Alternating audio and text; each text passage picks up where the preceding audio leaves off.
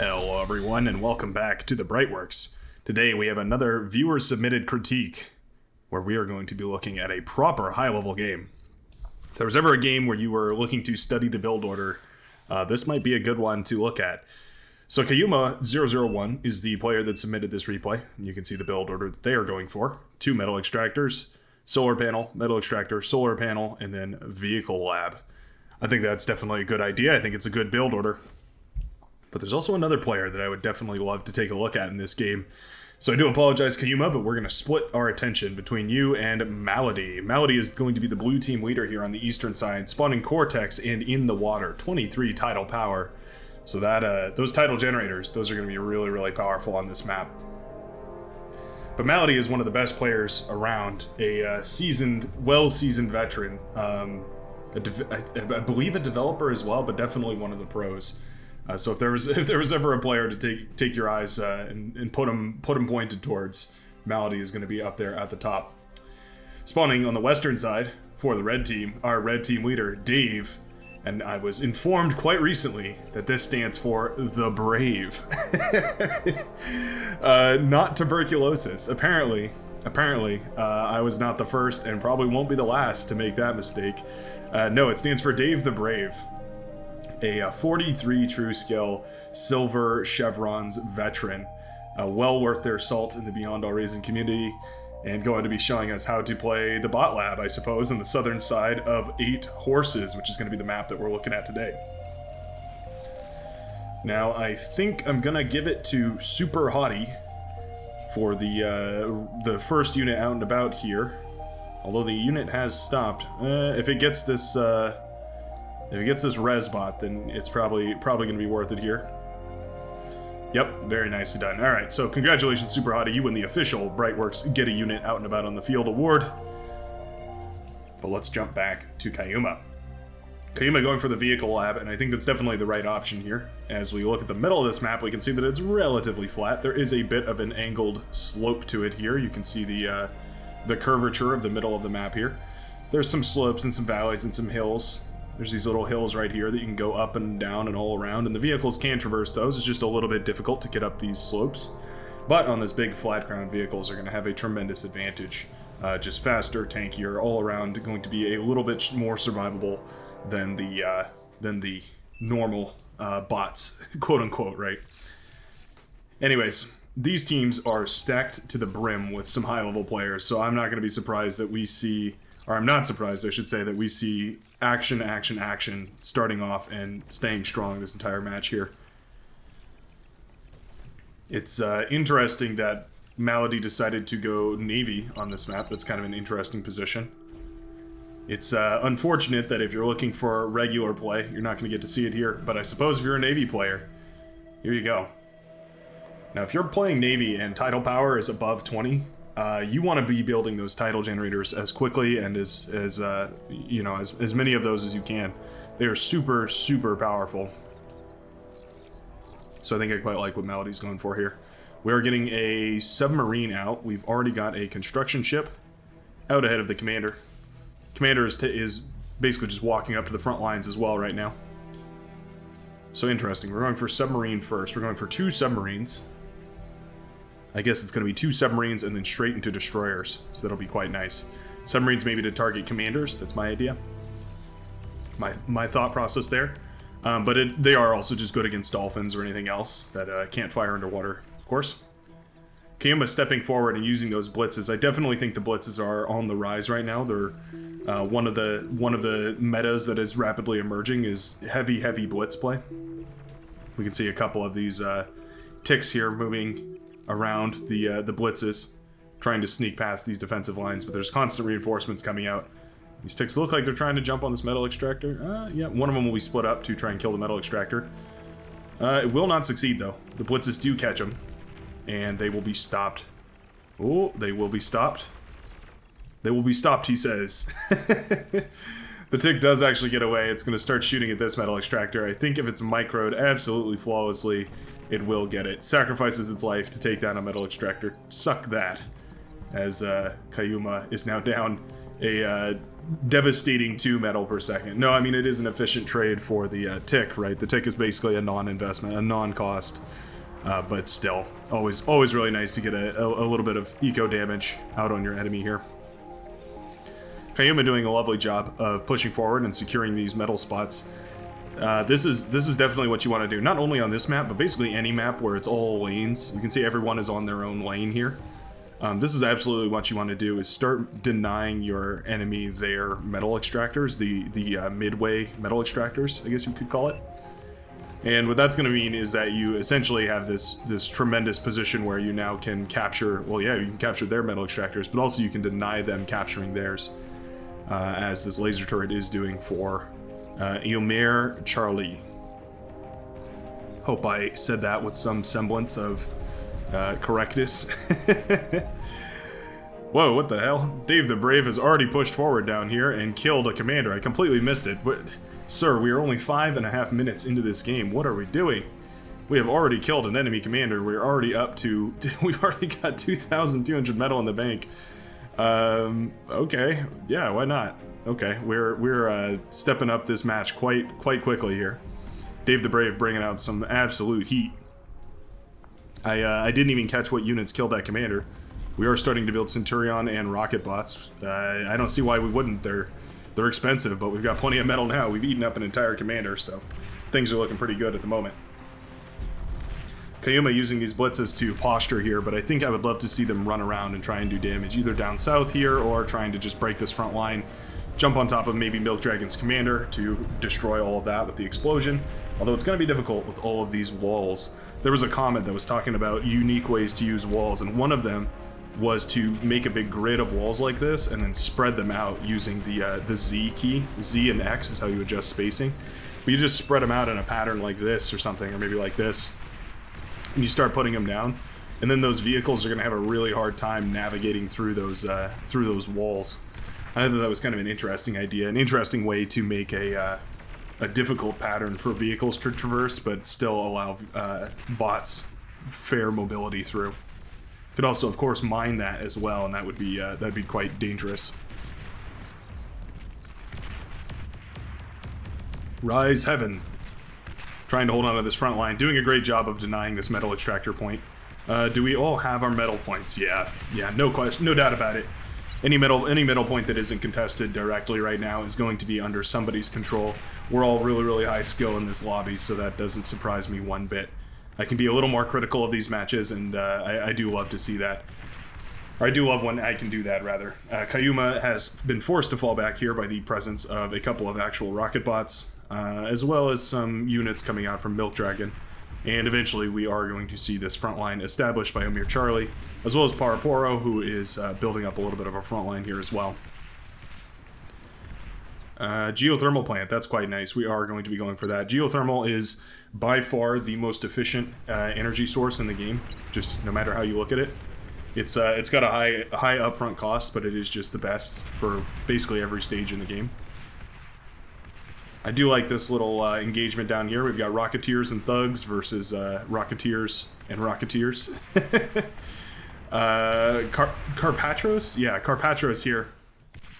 Trying to do their very best to push back this force of maces, rather. Sorry, I called them thugs, but they're maces.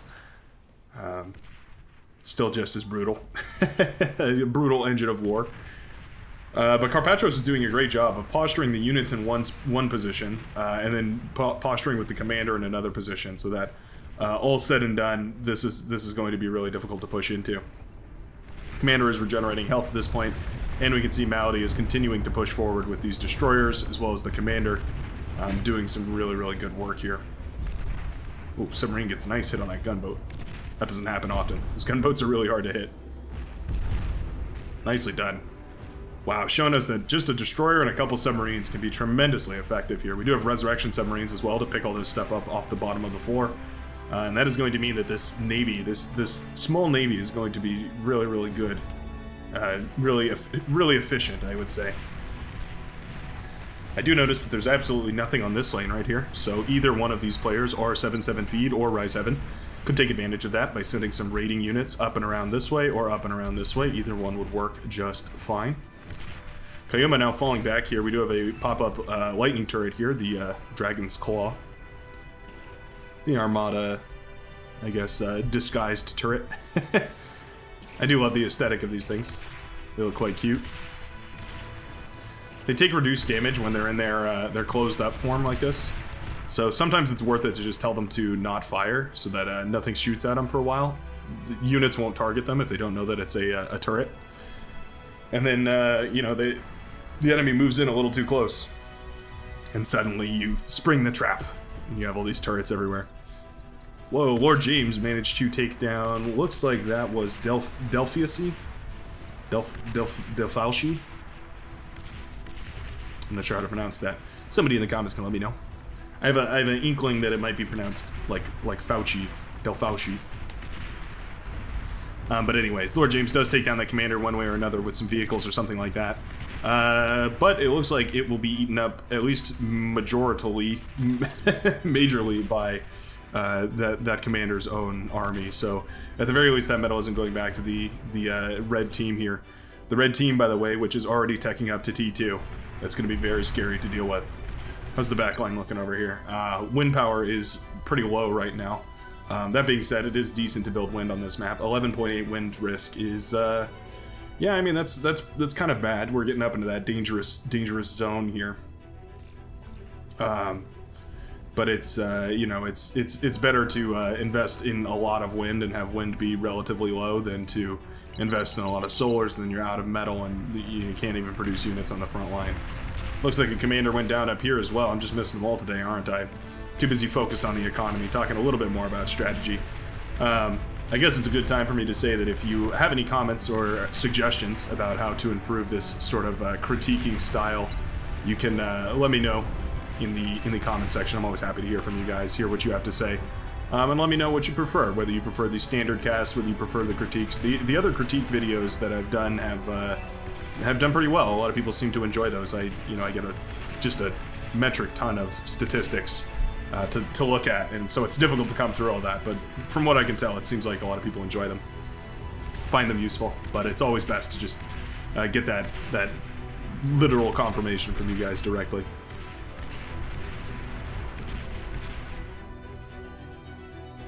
Which commander was that there? It was some sort of light blue commander there. Was that Rise Heaven? Yeah, it must have been Rise Heaven. But this was Rise Heaven, so who was that? Which commander is that? I cannot tell with the water right there. Just looks like pure white. Huh. Whoever it was. Oh, it must have been Carpatros. That makes sense. Okay, it's not white. It's like a tan. Here we go. R77 feet is finally taking advantage of this lane up here. Oh, never mind. I thought we were taking advantage of this lane up here. I would like to see them take advantage of this lane up here to go around the sides and start harassing in different angles. But it looks like I was wrong. We are going to be dealing with some tanks in the back line, though.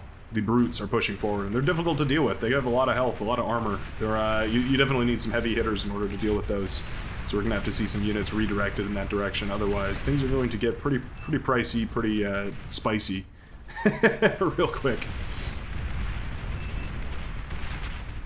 Wow, so many commanders have gone down here. Tons of metal has been thrown around the map.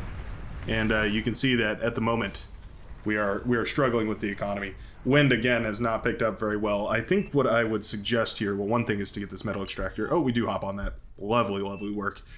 But the other thing is to build a couple of energy converters here. On any map where wind is viable, energy converters are going to be viable as well. So I would definitely suggest we maybe pick up a couple of energy converters and put them down in the back of our base here. We do have some aggression from these medium tanks that have managed to roll off the front lines and into the back lines. Not the back rooms, mind you. That's a terrible place to find yourself, but the back lines is a great place to find a whole bunch of your own units, not the enemy's units. And so these tanks will get a nice little hit to the economy back here, although I'd love to see them take this geothermal. That would by far be the most dangerous hit here. Windmills are pretty good too, though, so yeah, chain react some of those, and you're going to be in a great spot. Are they spread? Oh, they are spread out, so those won't actually chain react with each other, so that's nicely done. These tanks are going to head down south, and they're going to start doing a big spread of damage to all the players down here. Very nicely done. I do like to see that. Yep, take out those metal extractors, get those windmills to chain react real quickly, and you're going to be in a nice spot. There we go. All those windmills light up. You need 3 windmills at least to chain react, so build them in clusters like this, or rows of 2 by 2, and you're going to be just fine. This is quite nice. This is actually a really, really huge amount of damage back here. We didn't get the geothermal. That's a shame. That would have been a priority target in my mind. Some of these tanks might consider moving forward here as well, although we were probably expecting the base to be back here, not so far forward. Meanwhile, Dave the Brave has made phenomenal usage of some rocket spiders to climb them over the walls here, hide them in a nice little corner of the map, so that we can use those whenever we're ready. Taking down these T2 metal extractors is quite nice. We can see these are producing 8 metal per second, so that's 8, 16, 24 by my count metal per second, which is, yeah, about half the economy here for the red player. Basically half the economy. So that was a very nice hit. Well, we did lose our commander on the front line, and that's a big metal disadvantage that's going to be up against your lane partner. We did justify it with quite a lot of damage in the back, so that's really nicely done. Now our T2 factory is done. And yeah, T2 constructor is probably the first thing we should build, since the front line is at least holding for now, although it is collapsing slowly and steadily. You might want to communicate with Crab Scratch in this scenario and say, you know, hey, I've got tech coming out and I'm happy to share it, but I need you to cover for me on the front here. And that might be might lead to a better distribution of units here. That way, just in case they decide to get real spicy and push through, you're not at risk of suddenly losing everything. Interesting. Malady has gone for a forward seaplane platform, and we are going for the gunships. Looks like we're going to try and harass land with gunships. I would have loved to see some amphibious units pushing up the beachheads here.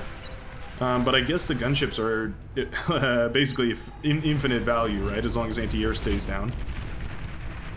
We have critical mass on destroyers here. We can definitely start doing some real damage. Oh, actually, those are all destroyers. I thought these were assault frigates. No, these are destroyers. So this is actually a pretty close battle here. It kind of comes down to who can be the most efficient with their engagements. But also, there's kind of a luck component to it. Like, the more you engage here, the more you expose yourself to opportunities for bad luck. Oh, Malady moving the commander forward here. Interesting, yeah. Moving the commander costs 1,000 energy per second, so you can see Malady building up a front of energy here and then moving the commander in. If we self-destruct right in the middle of these boats, that could definitely be powerful. Ooh, we could also D-gun too, though. Nicely done. Commander can D-gun when it's standing in this shallow water here. See Malady's nice little helmet bobbing around on his head. I think you get that for winning one of the tournaments, winning an official bar tournament. Something like that. But yeah, with just a couple D-guns, you can see that this has already skewed the balance here. It really is that tight in the Navy theater. It can come down to 1 or 2 ships here. You can see that we are up to 7 destroyers for Malady versus 3 destroyers for our orange player, Borg King.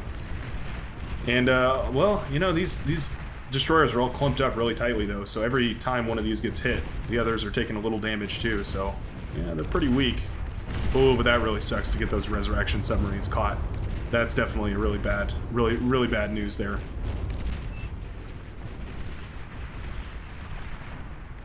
Sorry, I'm getting distracted by Malady. Forgive me, Kayuma. You happen to submit an absolute banger of a game as your for a critique, so you'll have to pardon me if I get a little distracted. We've also got aggression down here as well by Dolphy's Lobster, moving in to kill this geothermal plant, which is absolutely critical. Those geothermal plants, again, they're super efficient, so take those down whenever you can. Claim them whenever you can. That's ideal, but at the very least, deny your enemy them. Sprinter's trying to do some damage back here. It looks like Kayuma has decided to just go full greed. We're just going to try and... we've upgraded our metal extractors, so now we've got a grand total of 24 metal per second coming out of the ground, give or take. And we're looking pretty good on that front. We are going for a fusion reactor, but there's sprinters in the backline ravaging our neighbor, and that is never a good place to be. The sprinters are taking down the build power here. Luckily, these Jaguars are in place to tear those down eventually, and we do manage to save our neighbor. Gunslinger in a really awkward position here. Gunslinger attacks actually have a little bit of impulse to them, so you can see it where it sort of like stuns the unit that it's shooting at. So this is actually a really, really interesting position for this unit, because it can't really, like, it stops all these tanks from pushing forward, so they can't really attack this thing. That's really funny. Gunslingers are definitely one of those units that can get insane value. You can see the more it fires here, the more it ranks up, and these can get really, really high, highly powered, highly leveled up, just with a couple of engagements. You can see this XP modifier over here, 0.25. And the Gunslingers, they gain experience at a faster rate, although I don't know exactly what that rate is. I know it's a lot, though. The gunships have finally made landfall up north here. This base has been completely ravaged. Everything down here is at risk from these gunships as well. We've got fighters coming out just as well. The northern half of the map has essentially been won here. I can't say I'm surprised. Every time I see Malady, I just kind of assume that that side of the map is going to be won. You know, you play this game for so long. There's only so much. There's only so much you can do against a player with that much experience leaning against you here. Kayuma is still teching up in the back here. We don't have nearly enough build power. That's another thing I might note. We should probably go up to about 6 of these turrets here. That's 200 apiece. 200 times 6 turrets would probably be about 1,200 build power or so. Something like that. Rocket Spider up here. I've been doing a lot of math this video, haven't I? Wolverines are out as well, these T1 artillery. And, I mean, I guess, you know, holding this line is important, right? Our teammate in this lane is just going full eco mode right now. I would love to see one of these combat engineers handed over to Crab Scratch, because if Crab Scratch is going to be defending the lane, they might as well have access to the hounds. There they are, the hounds, the gunslingers, the recluses, maybe even pawns. That might even be useful. Also, the build turrets are always nice, and the some of the T2 defenses, the rattlesnake and the anti-air, just might be useful for dealing with something like that, something like those pushes from T2 units. Gunslingers, this sort of thing. You see this gunslinger is already up to 0.30 at this point. The more they fight, the stronger they get. Very, very cool unit. How do I... oh, there we go. Kind of just looks like a dude, doesn't it? He's happy to get into a fight, though. Finds this geothermal plant, quickly dismantles that thing. I believe their range also increases as they level up, so that's really, really nice. Range of 474. I think that's higher than the last time we checked in on it.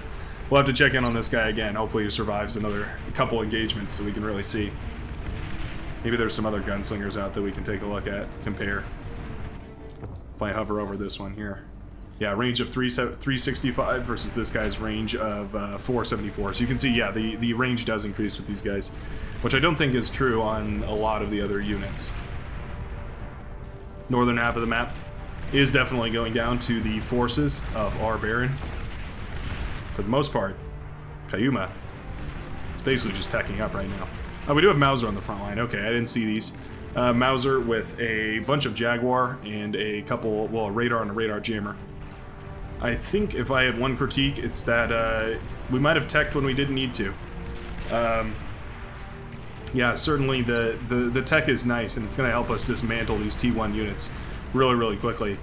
But the tech advantage is only so big, and when you're dealing with T1 units and you can afford to continue fighting them with T1 unit efficiency, you almost don't need to worry about tech here.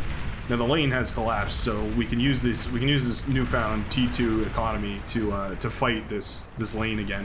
You can see these Mauser are tremendously effective against these T2 units, shutting those down with deadly efficiency. And the lane is not lost. So it was really a nice effort, a nice joint effort between Crab Scratch and Kayuma to make sure that this lane didn't fall. But I think it really was just a mistake on the side of Yomer Charlie, the brown player here, for not pushing in a little bit sooner, not harassing this lane when they realized, or when they should have realized that, oh wait, there's nobody, there's nobody on my lane. There's nobody actually harassing me here. That might have been a worthwhile thing to notice. Board King has not given up, though. We are going to continue fighting over here. We have resurrected a Buccaneer, the T2 ship. We have almost resurrected a lab. There we go. We have our T2 lab back up and running, so that's quite nice. Love to see some build power up so that we can actually survive some sort, or actually start producing units, rather, to survive some attacks. We are going to go for some more Buccaneers. Very nicely done.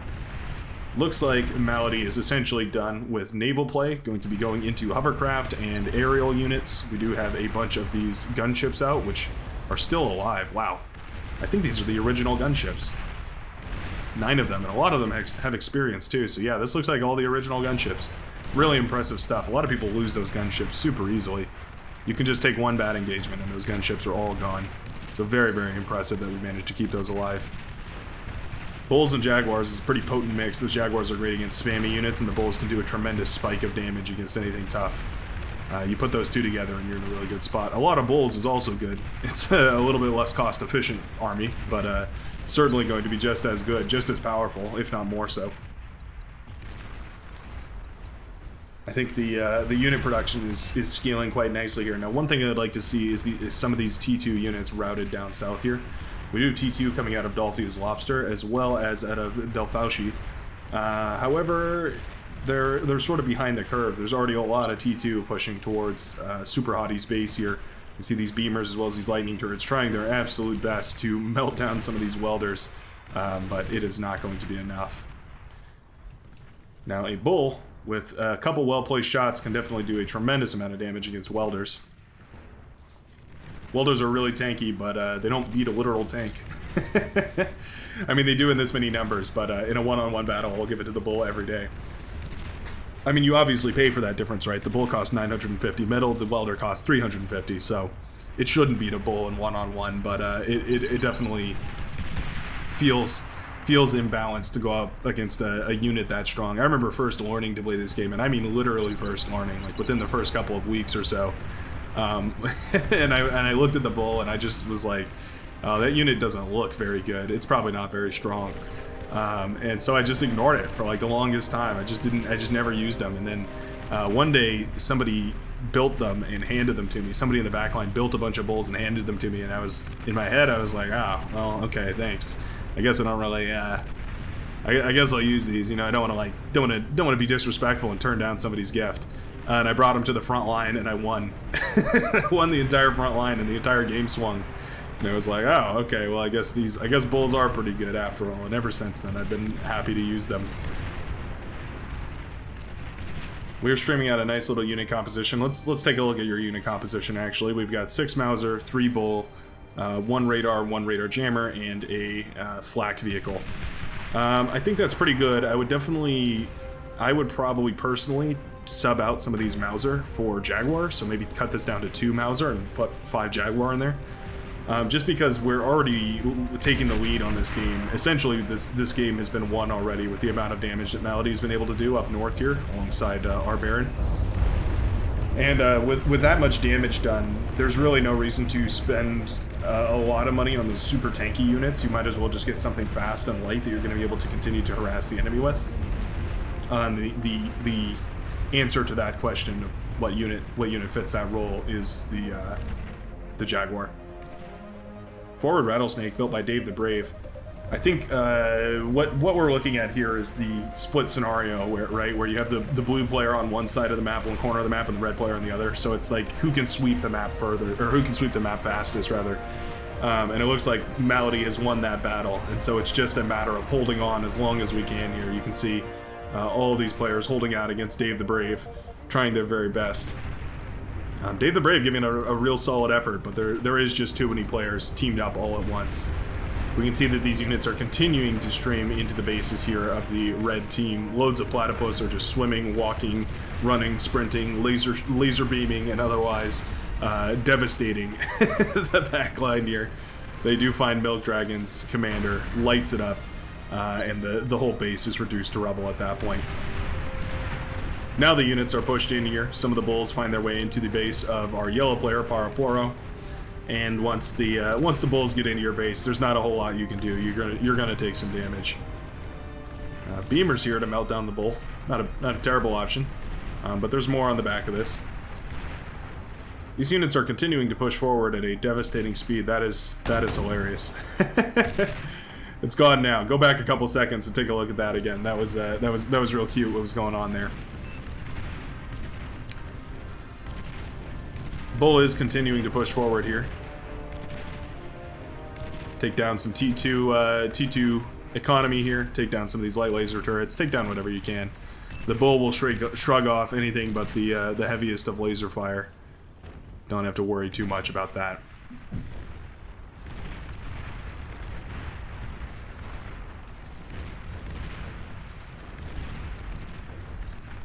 We can see the lines of opportunity here that are wide open when you look at the pathways and like what is super heavily defended. You can see there's all these static defenses here, tons of static defenses here. It can be easy to lose sight of the fact that you do need to defend this when you think like, oh well, I'll just attack around and do damage elsewhere. But the reality of it is you basically need to continually defend this position and rely on your teammates to finish up the fight up north. That's a really hard thing to do. That's kind of it's almost a trust exercise more than anything. Just trying to convince yourself that it's okay to let your teammates push up north and you can be content with defending. That's sort of the position that all three of these players down here, the aquamarine, the light blue, and the purple player all find themselves in. Is like, yeah, we'll just defend for the next 10 minutes and it won't really matter what else happens because you can have faith that Malady is going to pull out some sort of strategy to absolutely shred face over here. Tiger tanks pushing forward and they're going to try and take out this economy center up north here. One of the big economy centers for the brown player now, or the yellow player, sorry. Couldn't quite tell when it was all close up. Tigers are shooting at this advanced geothermal plant. Oh, we actually split up the Tigers so that they wouldn't all die. That's really nicely done. That's a great micro trick for anybody to start practicing. Is yeah, split up those units so that they don't all die in the explosion. No need for that. Pitbull here to clear out some of these pawns that are trying to push forward. Eventually, that base will be overrun. You can see Dave the Brave spreading himself very thinly here on the front line to try and get some sort of value in. Pitbull defenses were set up and they are seeing the light of day here as a bunch of welders did manage to sneak past the defenses, but they will be mopped up by some bulls as well. Dave the Brave pushing in with more welders here. We're trying to... Oh, we actually do get the paralysis off. That's quite nice. But now it's just Dave the Brave and Lord James, the southern half of this map here. These units are operating without a soul. They are no longer commanded by any true commander. The gunships move in to try and take down some of this economy here for the hot pink player. Targeting down the AA first, always a good idea. Very nicely done. The AA goes down, and now we can start actually properly working on some of the structures here. We're not finding anything super juicy, but taking down the advanced solar panels is probably going to be worth it. The build power is also probably a good option, but it won't matter as the Marauders are sweeping through. We can see the late game economy transition here. We're just going for a couple of aphyses, we're going for a couple of fusion reactors. I'd love to see these fusion reactors eaten up actually and converted into another advanced fusion. Always a good practice in case you need a way to boost past your second. Once you're on your third advanced fusion reactor, you really don't have to worry about it. Your economy is going to spiral upwards from there. But getting that first fusion reactor up and then getting that third fusion reactor up, those can definitely be two of the hardest ones to manage here. Tons of fiends finally pushing back on Dave the Brave, who is forced to pull forces back to deal with the backline assault that is now wrapping him from all directions. 3v1 AFK team. That's right, you gotta blame the team before the game is over. You gotta make sure you blame your team. Don't waste your opportunity. And there we go. Realistically, this game has been over for quite a while, but it is always fun to watch them fight to the very bitter end. Very nicely done, Kayuma, specifically for you. But also, man, I love to see Malady play. Just so much to learn here. And although it's a Navy, it was a Navy play, so, not a lot of generalized stuff. You can see just how powerful being really, really competent in the game can be and how effective it can be. Dave the Brave with that super early comp snipe, that was really impressive. And then Comms just kept going down left and right. I actually couldn't even keep up with them all. Anyways, let me know how you felt about this one down below. Our Baron with a really nice economy growth right there. You can see those advanced fusion reactors over here on the right-hand side of the screen were not wasted as those units became effective. Anyways, thanks a ton for watching, and I will see you in the next video.